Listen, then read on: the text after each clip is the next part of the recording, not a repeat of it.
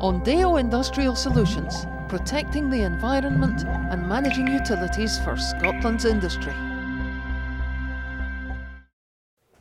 With a wonderful opening shot like that, there's only one place we can be, Bridge Hall and Stirling County. Melrose are the visitors today, league leaders in RBS Premier 1 by 2 points. But their form has dipped just a wee bit over the past couple of games, and Stirling know that. They're in 8th spot, and that's a place they'll want to hold on to, because if they do, then they're guaranteed a place in the championship playoffs in the second half of the season. Early on, whoops, Stevie Swindle taking a quick tap, just get a hold of it though, right into the heart of the Melrose defence, and the referee spotted a wee misdemeanour there. Play going on, going nowhere. So back for the penalty, and after only 5 minutes, Brian Archibald pops it over. 3-0 to Stirling, and the start they wanted. Really got their tails up, and tidy line out there for Stirling. Laying it back. Come on, boy. Going round the fringes, Sean Kennedy, Stuart Edwards, Danny Gilmer.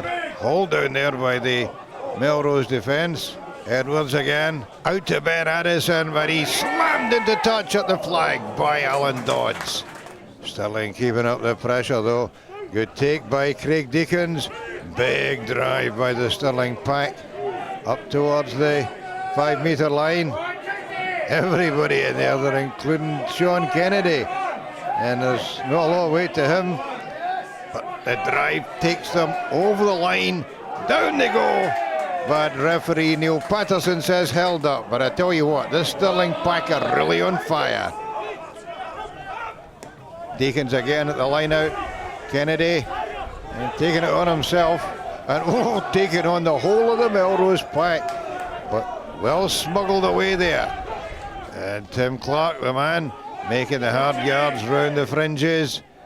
Whipped out by Kennedy. Edwards, Stevie Swindle, knocking over a couple of tacklers. Lovely wee pop-up ball to Brian Archibald. And was that offside? Yeah. Neil Patterson spotted that one. Up steps Archibald. Straight through the post, 6-0 after 18 minutes. Melrose wondering what's hit them here, because Stirling playing with all sorts of confidence. Great ball out there to Ross Aiken. Aiken cutting inside, held up by Fraser Thompson. Ball coming back on the Stirling side, and this time it's the big men who are taking it on. Quick ball back, Kennedy, Addison, and Stuart Edwards knocked over. Still the ball coming back on the Stirling side. Kennedy, wee dip on his own, taken out by Jamie Murray. Stirling desperate to get some payoff from this pressure. Mike McDonald waits, drives, and who's on his shoulder? Yep, it's Gary Mountford, and he's the man who comes up with the ball. And he's got the first try of the game after 27 minutes. After half an hour, Melrose finally got off the bus. Andy Skeeton, pop-up pass for Simon Webster. Webster up to the Stirling 22. Stirling defence scrambling like mad. Referee spots an offence there. Melrose putting it out wide though. And the referee, I think, deciding advantage over, because when Melrose offend, it's penalty to Stirling. Melrose got another chance a couple of minutes later though, this time taking the tap penalty. Everybody piling in there. Melrose desperate to get on the board before half time. Bruce Colvin looking for somebody. The man he finds is Gary Elder, but Elder finds 3 or 4 Stirling tacklers. Quick ball back though, and Stuart Johnson knocked over on the 5 metre line. Desperate defence there. And although Sean Kennedy clears, the penalty's been given, and Andy Skeeton finally gets Melrose on the board with 3 minutes to go to half time. Melrose trying to use that 3 minutes to reduce the margin before the break. Out wide there to Fraser Thompson. Ball back for Colvine. Out to Stuart Johnson. Whoa. His first receiver, he takes all the big knocks. Colvin again. This time it's Skeen. And oh, where did that one go? It went straight into the hands of Stuart Edwards. Off he goes, 80 metres all the way under the post. And oh boy, that was one to cherish. Just what Stirling needed as half-time approaches, and Brian Archibald stretches the lead to 18 points to 3 to Stirling at half-time. Ondeo Industrial Solutions, protecting the environment and managing utilities for Scotland's industry. 10 minutes into the second half and Stirling piling on the pressure again. Well taken there at the line out. The man beavering at the back is Alex Moffat. Keep an eye on number 2. Yep, there he is, sneaking round the side. In for the try. And if he had any hair, they'd all be ruffling it. Well, that one really got Melrose fired up. And they realised they were going to have to do something special if they were going to get anything out of this game at all. The forwards raising their game. Hooker, Alan Walker driving on there up to the 5-metre line. Good quick ball back. Bruce Colvine out to Skeen, long ball, oh, hey, and another interception. This time it's Ben Addison, and he's got a chance to go all the way.